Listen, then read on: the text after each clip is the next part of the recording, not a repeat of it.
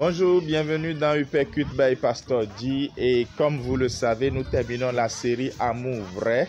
Et nous finissons évidemment avec Amour Hardcore, troisième et dernière partie. Hier, on a reçu des retours encourageants. Des personnes ont donné leur témoignage en disant que s'ils avaient écouté ce qui a été partagé des années auparavant, ils n'auraient pas fait les choix qu'ils ont faits et ça aurait changé beaucoup de choses. Ils ont même souhaité que ces genres de vidéos soient partagés avec les ados de leur église ou leurs enfants, même filles ou garçons. Voilà, on rend grâce à Dieu pour tout ça. Alléluia. Aujourd'hui, dans Amour Hardcore 3, nous allons parler de la prédation sexuelle dans l'église locale.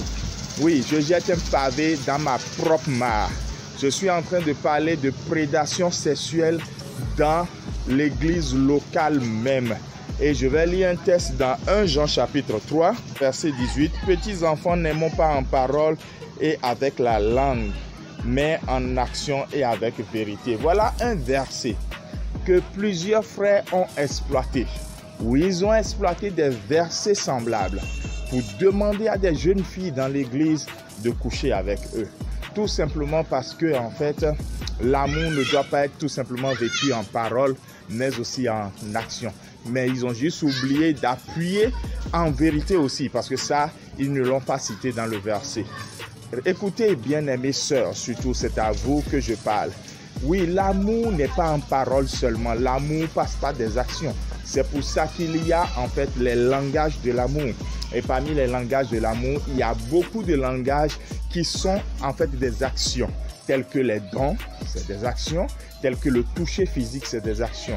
Mais ce que nous devons comprendre, c'est qu'il y a des niveaux pour exprimer son amour par des actions. Lorsque vous êtes en fiançailles, c'est limité, il n'y aura pas les rapports sexuels. Donc lorsque un garçon vous dit que l'amour n'est pas seulement en parole, mais qu'elle est aussi en action, et que ce qu'il est en train de demander, c'est que vous couchiez avec lui, c'est un prédateur sexuel. Et j'aimerais vous décrire un peu ce qu'on appelle la prédation. La prédation, c'est le propre de certains animaux qui chassent à l'affût. C'est-à-dire que ce n'est pas des animaux qui tombent sur leur proie ou qui courent après leur proie. Ce sont des animaux plutôt qui, en fait, guettent leur proie, se cachent et puis surprennent leur proie. C'est la même chose, la prédation sexuelle. C'est-à-dire, c'est des gens qui, dans l'église, n'ont pour d'autre but que de coucher avec vous, même avec des mineurs dans l'église, et ils utilisent beaucoup de subterfuges. En fait, on ne les voit pas venir et puis subitement, le résultat est là. Du coup, avec les jeunes filles dans l'église, ils détruisent leur destinée, ils leur passent des démons et les déviègent inutilement. Cette prédation dans l'église fait beaucoup de ravages et nous voulons vraiment avertir. Mais est-ce seulement les frères qui font de la prédation? Naturellement pas. Les sœurs également font de la prédation et elles guettent tout simplement le frère prêt à porter pour lui tourner autour tout simplement et choisir de se battre même pour lui. Et nous pensons que lorsque une sœur commence par vous tourner trop autour, venir chez vous et prendre des postures lorsque vous êtes seul, remarquez déjà que c'est une prédatrice sexuelle. Remarquez déjà que elle ne veut que vous entraîner à être enflammé de désir pour finalement coucher avec elle.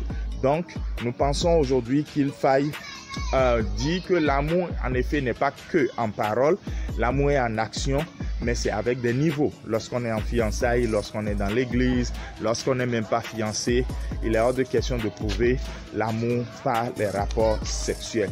Il y aura toujours la preuve et les preuves des fiançailles, et pas du tout en couchant l'un avec l'autre. Et nous prions vraiment que ces vidéos et surtout toute cette série sur l'amour vrai puisse aider plusieurs à la délivrance et que le Seigneur nous bénisse. Je prie qu'aujourd'hui, quelqu'un soit délivré du filet d'un prédateur sexuel au nom de Jésus. Amen. Shalom et à la semaine prochaine pour la deuxième partie des questions essentielles. Shalom, shalom.